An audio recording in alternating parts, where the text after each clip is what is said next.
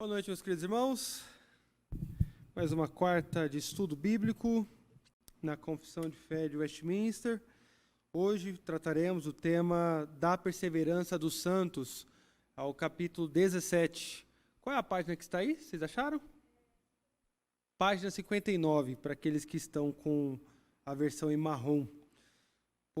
Vamos falar um pouquinho então dessa doutrina tão fantástica e tão confortante para o povo de Deus. O texto base que eu vou ler hoje se encontra em 1 de Pedro, capítulo 1, versos 4 e 5. 1 de Pedro, capítulo 1, versos 4 e 5.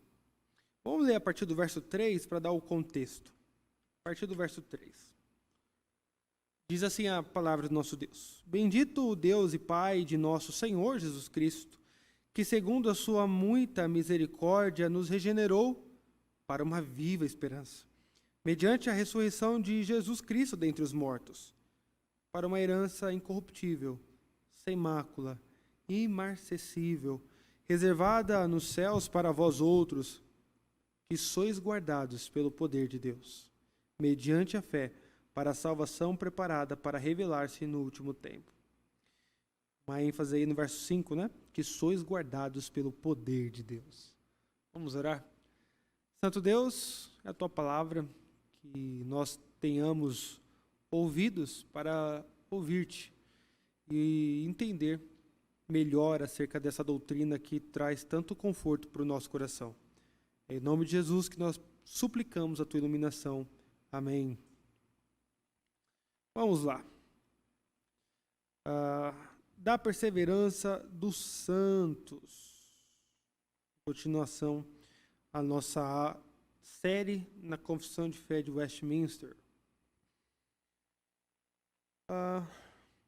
É claro no texto que lemos, verso 5,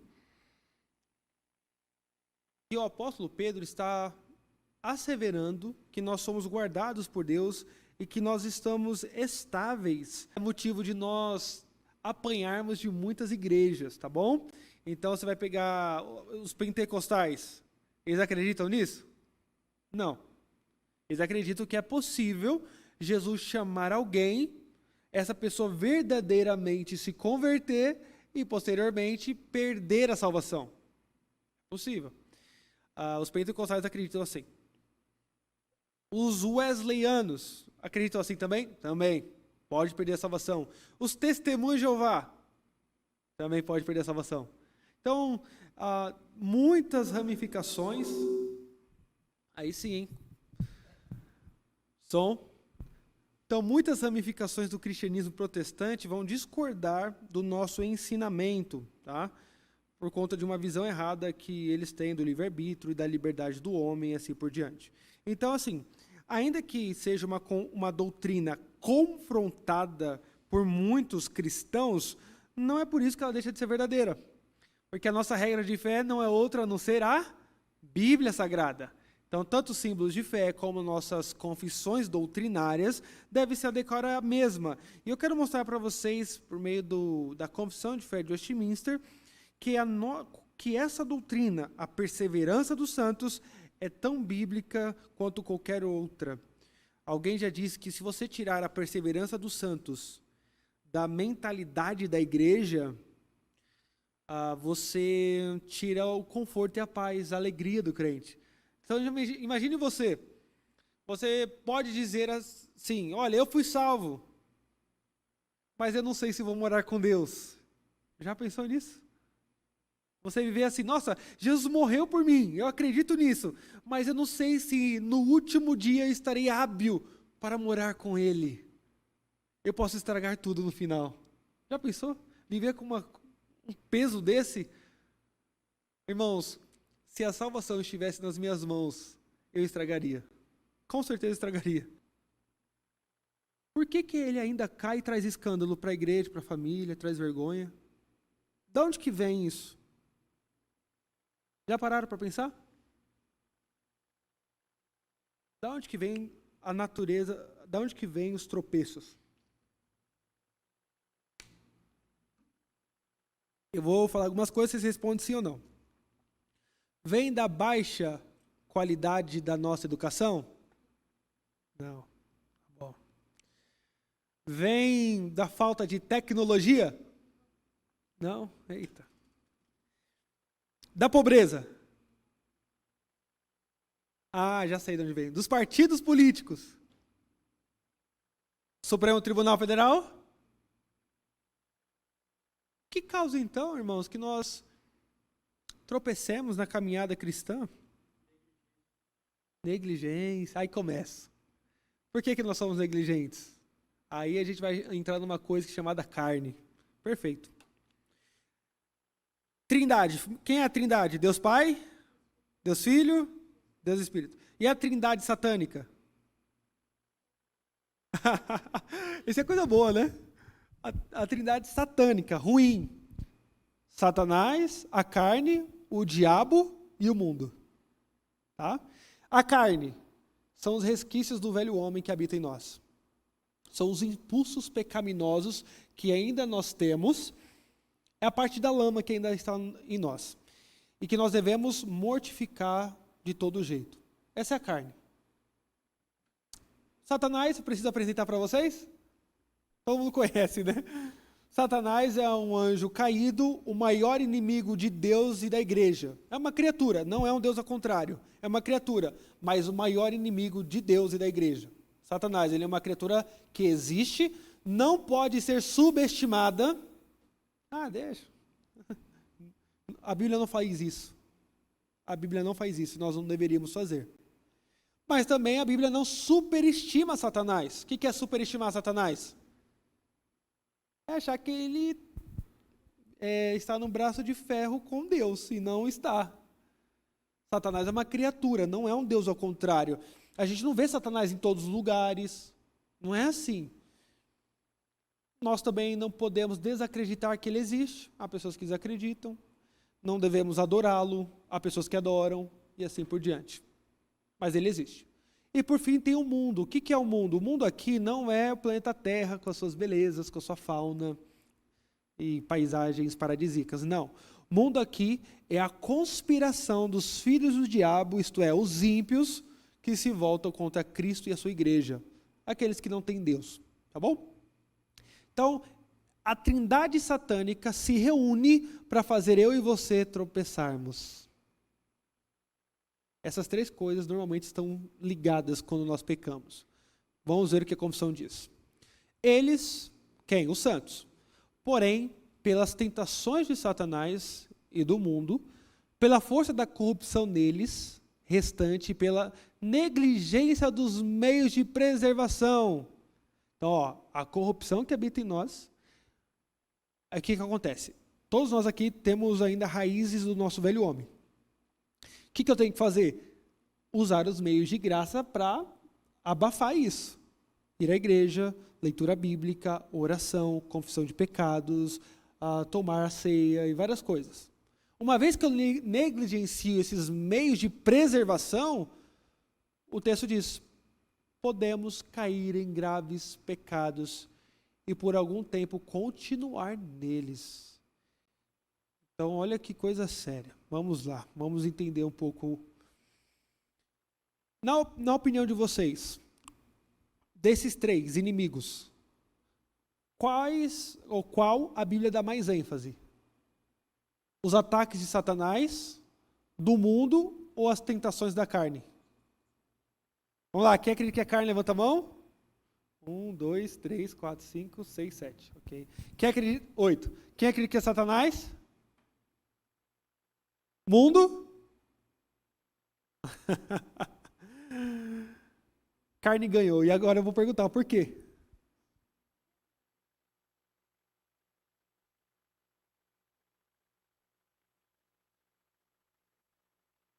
Certo?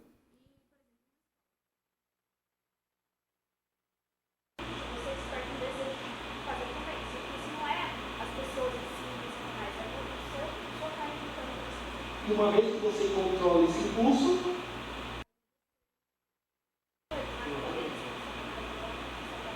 exatamente, cai nisso.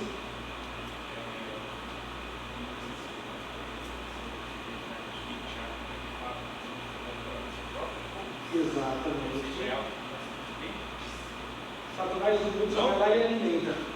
Mas sim, a nossa própria preocupação.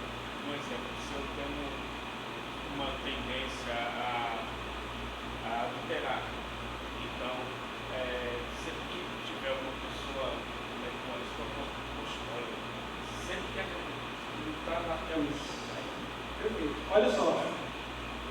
Como diz aí os coaches da vida, né? Pegue o código. Se a carne está forte, você não cai nem para o diabo nem para o mundo. Resumindo, é isso que a Bíblia diz, certo? Se você cuida de si, pode vir mundo, pode vir diabo, pode vir potestades, demônios, anjos, você não cai. Agora, se você está fraco na carne, você cai. É fácil, certo? Então, lembre-se disso. Se você está forte na carne,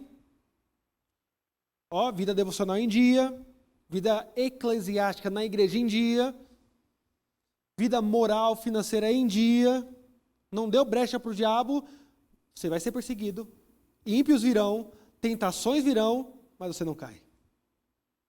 Por isso que a Bíblia enfatiza mais a carne. Cuidado com as corrupções de Adão. Adão grita, irmãos, dentro da gente, grita. Às vezes ele quer sair, você tem que segurar. Por favor, Renato, ajude-nos. Ilumina, por favor.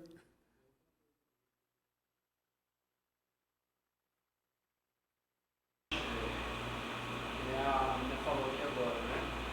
Uma coisa que é interessante é que o pecado ele está em nós. Isso. O ambiente externo pode potencializar o que já está dentro de nós. Satanás ele pode potencializar o que já está em nós, mas o pecado ele já está dentro de nós. Como foi o que citou, né? Tiago ele fala que o que nos faz cair as concupiscências que estão dentro de nós mesmos. Só que o ambiente externo ele potencializa muito isso. Por exemplo, se eu tenho uma tendência de, por exemplo, de prostituição, e eu estou em um ambiente promíscuo, vai potencializar o que já está dentro de mim. Então, eu evitar esse tipo de ambiente vai me... O que é isso? A negligência de preservação. Exatamente. Se você é um cara prudente, fala, olha, eu já caí muito nesse pecado, eu sou fraco nessa área, Satanás sabe que é meu ponto fraco. Você não pode ser negligente nessa área. Perfeito. E uma vez que você não é negligente, meu amigo, olha, Satanás vai ter trabalho com você. Pense o seguinte, Satanás foi pessoalmente tentar o Senhor da glória.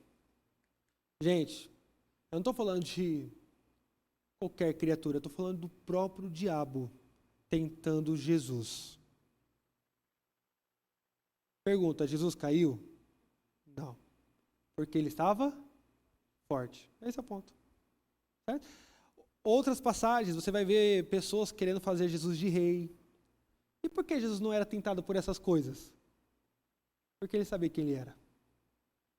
Certo? Então isso é importante. Uma vez que sua carne está forte, você não deixou brecha para o velho Adão, meu amigo, vai ser difícil Satanás e o mundo te derrubar, viu?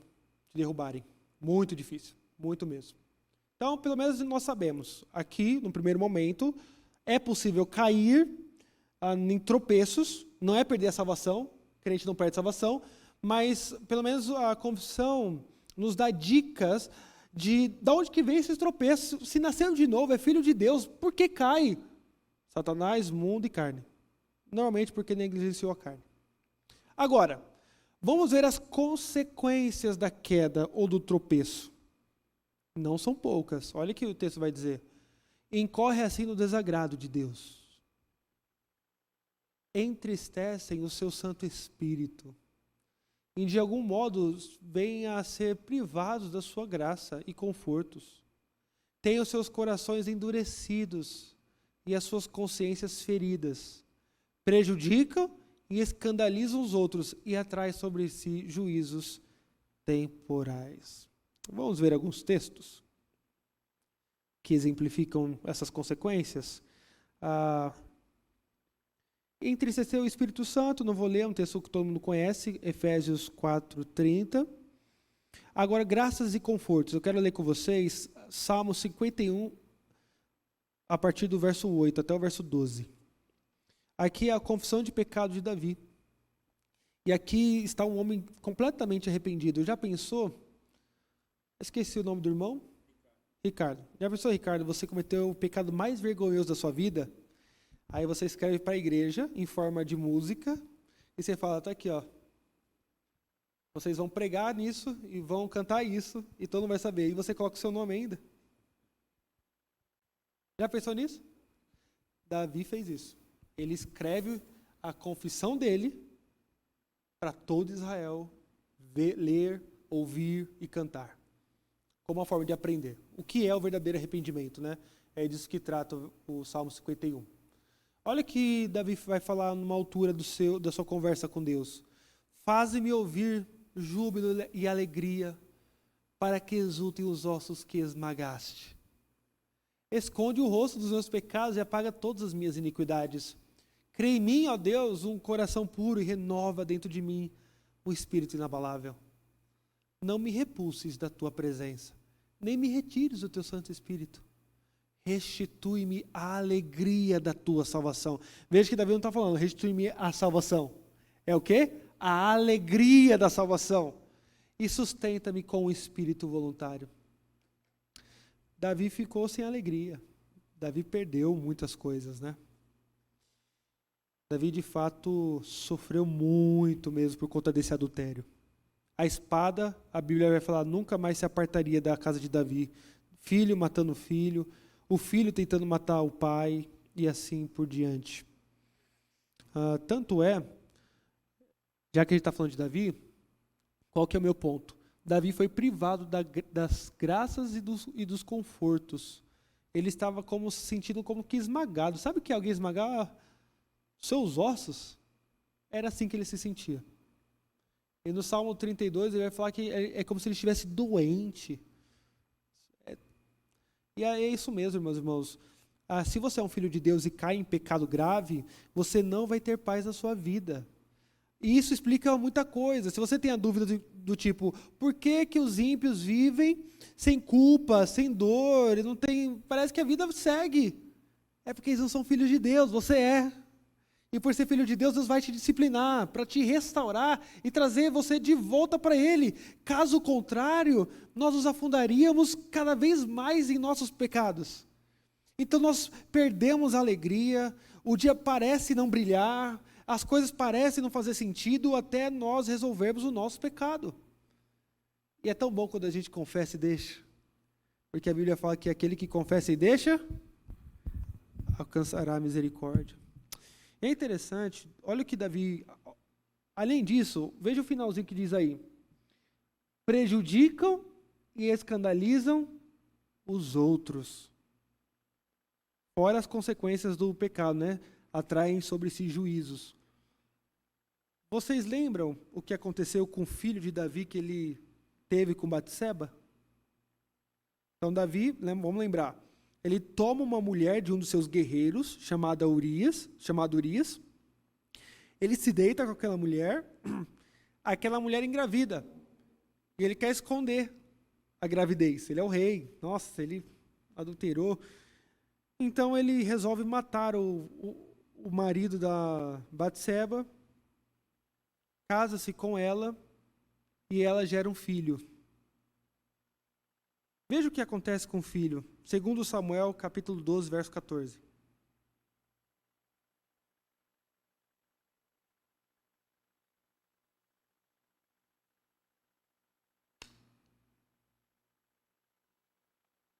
Olha a punição de Davi. Mas, posto que com isto deste motivo e que blasfemassem os inimigos do Senhor, também o filho que nasceu morrerá.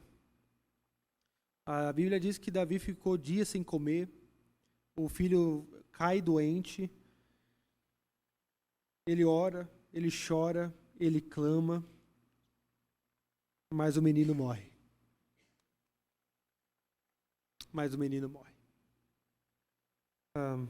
Minha pergunta é, quem deveria morrer? O filho ou Davi? Quem foi que adulterou? Foi Davi. Agora, alguma pergunta, Deus foi justo em matar o filho de Davi? Pergunta, a criança fez o que para merecer a morte? Fez alguma coisa, Cláudia? Não fez nada. O filho de Davi era o único inocente, né? Batseba, os estudiosos se dividem. Será que ela queria ou não queria se deitar com o rei? Mas o que aquela criança fez?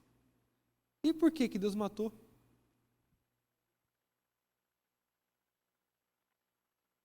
Exatamente. Aprendam isso de uma vez por todas. A Bíblia tem uma mensagem: como Deus nos salva por meio de Jesus Cristo. Quando Deus mata o filho de Davi, Ele está falando, essa é a dor que eu vou sentir. Era eu que era para morrer, mas Ele morreu no seu lugar. E um dia eu vou fazer isso com meu próprio filho. E não é à toa que Jesus é descendente de quem? De Davi. Todos nós aqui merecíamos aquela cruz, mas não o filho de Davi. Mas Ele morreu em nosso lugar. Por favor. Por que essa criança apareceu? Sim, exatamente. Obviamente, foi para punir Davi e para mandar uma mensagem apontando para Cristo, para nós. Que Deus salva nós assim mesmo. Não fazendo, Deus, eu fiz, eu vou pagar pelos meus erros. Não, vai ser outro que não tem nada a ver e vai pagar por você. Deus faz assim. Então, mas qual que é o meu ponto? Veja, o pecado foi de Davi, mas ele prejudicou quem? O filho. E o pecado é assim, meus irmãos. Você pode ser crente, mas uma vez que você peca e cai em pecados escandalosos, você vai trazer juízo para si e desgraça para os outros. É como se você pegasse uma pedra. Vocês já assistiram aqui Chernobyl? Vocês sabem o que foi Chernobyl? Os jovens ali, sabem o que foi Chernobyl? O que foi Chernobyl? Isso, um acidente mundialmente conhecido de uma usina nuclear. Perfeito. O problema é que muitas pessoas que estavam perto dessa usina não sabiam que aquelas pedras, né, eram grafite, e é um produto altamente radioativo. Tinha pessoas que colocavam a mão, pegavam, colocavam no bolso, né, e tudo mais. Aquilo fez uma desgraça naquela cidade. Tanto é que ela é inabitável até hoje, né? Inabitada até hoje. E assim, eu peguei algo radioativo, fui para casa. Só vai fazer mal a mim? Vai fazer mal à sua família, ao prédio todo, eu moro em prédio, ao bairro todo e quiçá ao estado. Né? Movendo verbas públicas e assim por diante. Então, qual que é o meu ponto? O pecado é radioativo. Você pode esconder da melhor forma, mas ele vai prejudicar primeiro a sua esposa, seu marido, seus filhos, primeiro os de casa, depois seus parentes, depois a igreja. Pense nisso. Uma vez salvo, salvo para sempre. Então, eu quero mostrar para vocês que a confissão não é negligente de tratar dos pecados dos que são salvos. Ela está mostrando para nós, cuidado com o pecado. Cuidado com o pecado. Acho que o último texto que eu vou ler com vocês vai falar dos corações endurecidos. Veja comigo aí, Marcos capítulo 6, verso 35. Depois eu vou falar de juízos temporais também. Marcos capítulo 6, verso 52, melhor dizendo, 52. Jesus anda sobre as águas, ou acalma a tempestade, né? Deixa eu ver. Marcos capítulo 6, verso 52, isso mesmo. Então, Jesus anda sobre o lago de Genezaré, ou Mar da Galileia, como era conhecido, e o texto diz que os discípulos, porque não haviam compreendido o milagre dos pães, antes o seu coração estava endurecido. Veja aí o verso 53. Perdão, verso 51. Exatamente. E o texto finalzinho diz assim, ficaram entre si atônitos, a ideia ali de, eu não acredito no que estou vendo. Porque eles tiveram uma incredulidade do milagre dos pães, o coração deles foi endurecido para não entender o que estava acontecendo naquela ocasião. Olha qual é o ponto. Pecados não tratados vão endurecer você. Eles desacreditaram em Jesus multiplicando os pães. Isso os filmes não mostram, né? Essas séries aí da vida. Jesus multiplica os pães e eles falam, não, alguma coisa ele fez. Não é possível. É impossível isso acontecer. Olha só, e andando com Jesus, hein? Por conta que eles não acreditaram nos milagres, quando Jesus caminha sobre as águas, eles têm o coração endurecido. E eles não conseguem crer. No Evangelho de Marcos, isso só vai mudar no capítulo 8, verso 30, quando Jesus cura um cego. Aí eles começam a entender quem é o Cristo. Mas até então eles estavam endurecidos para ver quem que era de fato Jesus. Ok. Eu acho que o último, que eu acho interessante, poucas pessoas sabem disso. Veja aí 1 Coríntios 11, 32. Falando sobre juízos temporais. 11:32. Mas quando julgados, somos disciplinados pelo Senhor, para não sermos condenados com o mundo. Paulo está dizendo, tomem cuidado, vocês de Corinto, porque vocês estão tomando a ceia indevidamente. E é por isso que há muitos entre vocês que dormem. E dormem, você sabe que é um eufemismo para morte. Deus mata aqueles que tomam a ceia indevidamente. Se você não é batizado, não professou sua fé, não toque no santo elemento. Deus pode acabar com a sua vida. E ele faz isso para não te condenar de uma vez. O contexto deles é esse, né? Então, cuidado com isso. A ceia do Senhor, há muitos doentes e que dormem, né? Deus pode deixar você de cama, assim... É uma coisa muito séria. A ceia não é simplesmente um pãozinho e um vinho que você toma de qualquer jeito. Cuidado com isso, irmãos. Por isso que nós não trocamos os elementos da ceia. Aqui você nunca vai beber Guaraná e Doritos, como acontece na Califórnia, em algumas igrejas. Michael Horton escreve um artigo dizendo que na Califórnia há muitas igrejas que servem a ceia com Coca e Doritos. Isso atrai juízo temporal. Tá? Esse é o ponto. Certo? Ok. Por fim, vamos... Só recapitulando aqui. Bem pequenininho, né? O que que Satanás, o mundo e a carne podem produzir para a vida dos eleitos. Tá? Eu listei aí o que a confissão diz. Desagrado de Deus, entristecer o espírito, privação da graça e do conforto, coração endurecido, consciência ferida, prejudicar o próximo, escândalo e juízo temporal. Tá? Algumas coisas aí. Então não basta saber que você não vai para o inferno. Toma cuidado. Essa trindade satânica trabalha incansavelmente para você cair em uma dessas coisas aqui. Incansavelmente.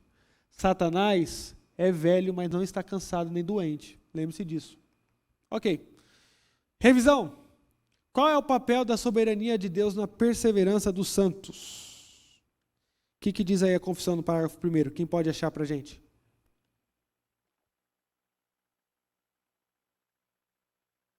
Qual é o papel da soberania de Deus na perseverança dos santos? O texto diz 3 coisas, né? Primeiro, que ele nos aceita, não é? No seu bem-amado. Que mais? Eficazmente, perfeito. Pronto, olha que coisa. Então Deus nos aceita em Cristo, nos chama para Ele e nos santifica. Trabalha em nós. Ok, esse é o papel dele. Ok, no finalzinho do parágrafo 1º, qual que é a responsabilidade do homem na perseverança dos santos? O que diz aí a confissão, no finalzinho?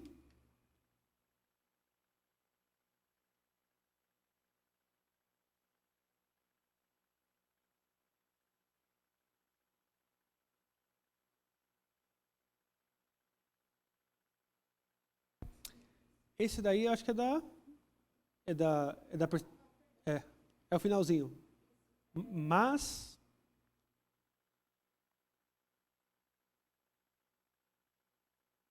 parágrafo 1º, deixa eu ver.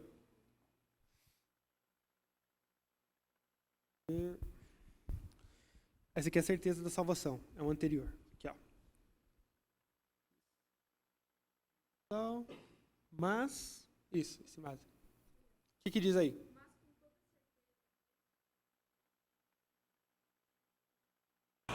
Perfeito, então nós teremos permanecer nesse estado, preservar, evidenciar a nossa vocação, eleição. Então não adianta nós ensinarmos que Deus é soberano e a gente não vai perder a salvação, e vocês viverem de qualquer jeito. É isso que a confissão está nos ensinando. É necessário nós, crentes, perseverarmos. Caso contrário, os imperativos da Bíblia perdem o sentido. Vigiai e orai, para que não entreis em tentação. Cuidado, vocês têm que perseverar. Ok. Verdadeiro ou falso? Vou ler e vocês falam, tá? Esta perseverança dos santos depende do livre-arbítrio deles. Verdadeiro ou falso? Isso. Como que tá? Onde está o erro aí? Isso. Exatamente. A confissão diz aí, né? Acho que no terceiro, no segundo parágrafo, né? Como que ela começa?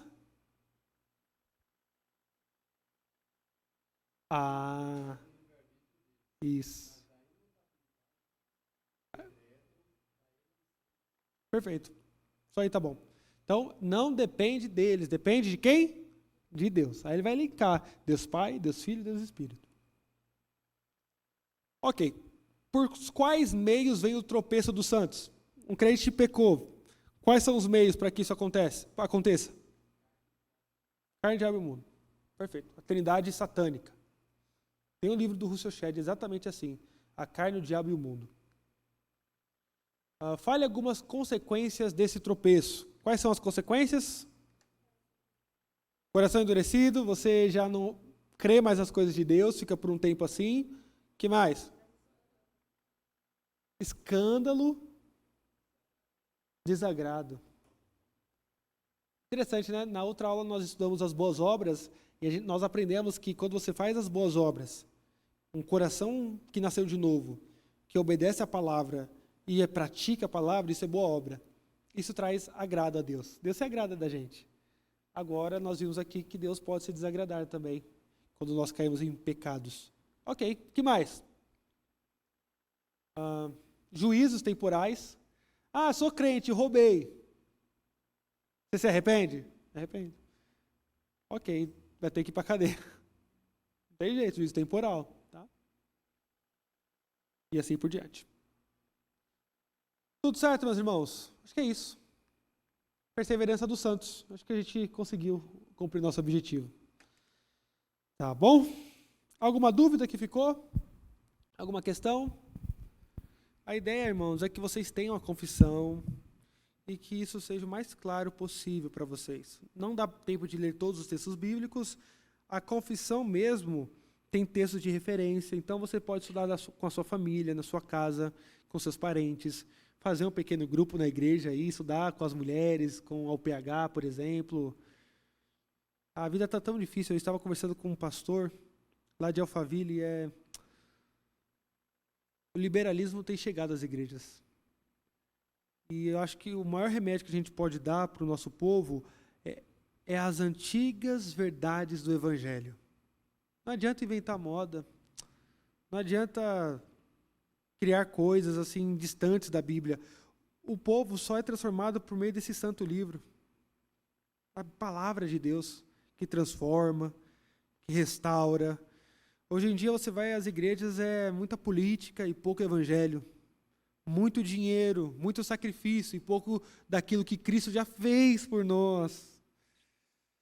O que a gente precisa é isso, é sair daqui hoje, por exemplo, e dizer: tudo depende de Deus e nada depende de mim. É essa consciência que a gente tem que ter e é por isso que a gente está aqui. Certo? Vamos nos orar. Vou pedir para o presbítero Carlos Mar vir aqui à frente, nos dirigir a Deus.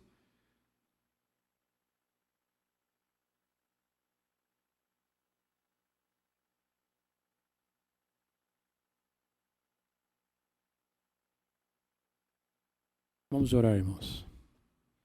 Senhor Deus, bendito e amado Pai, em cuja presença nós estamos. Queremos, ó Deus, glorificar o Teu nome, ó Deus, na beleza da Tua santidade. E rogar a Ti, ó Pai, que o Senhor aceite o culto que nós estamos prestando a Ti, ó Pai. Que suba como um aroma suave, ó Deus, porque parte de corações, ó Deus, nós somos imperfeitos, ó Pai, mas estamos procurando cada dia, ó Deus, fazer a Tua vontade. Nos ajuda, ó Deus, a estarmos, ó Deus, preparados, aptos, ó Deus, para o grande desafio, ó Deus, de ser cristão. Que nós possamos, ó Pai, com nossas vidas, ó Pai, testemunhar a outros, ó Deus, a grande salvação que o Senhor nos deu gratuitamente, ó Deus. O Senhor nos escolheu lá no passado, ó Deus, não porque o Senhor viu coisa boa em nós, mas pela Tua misericórdia, pelo Teu grande amor para todos nós. Abençoe esta igreja, Senhor Deus. Abençoe todos que aqui estão, aqueles que não puderam vir, Senhor. Aqueles irmãos que estão enfermos, ó Pai, que o Senhor possa visitar a cada um, ó Deus, derramando cura, Senhor Deus, se assim for a Tua vontade. E sobre as almas machucadas, feridas, desviadas, que o Senhor possa trazer a cura do Espírito Santo, ó Deus, para que nós possamos cada dia mais, ó Deus, nos consagrarmos a Ti e aguardarmos, ó Deus, a vinda do Teu Filho Jesus, que virá resgatar a Tua igreja, virá resgatar esta igreja. Todos nós somos igreja Tua, Senhor. Pedimos ao Pai, em nome de Jesus, que o Senhor perdoe os nossos pecados, que o Senhor possa nos corrigir quando estivermos errados, que o Senhor possa, Deus, se alegrar conosco, Deus, também com as nossas atitudes corretas. Abençoa-nos, ó Pai, nos leve em paz para os nossos lares. Livra-nos, ó Deus, do assaltante, livra-nos dos acidentes, das brigas, Senhor Deus. Nos dê uma boa noite, Senhor Deus. Guarda-nos de todo o mal. Fique conosco, Pai. Nós rogamos, não porque merecemos, mas é pelo sangue de Jesus derramado na cruz no nosso lugar, pela Tua bondade para conosco, é que nós rogamos em nome de Jesus. Amém. Meus irmãos, sempre é um privilégio enorme lecionar para vocês. Que Deus abençoe e até a próxima, permitindo Deus.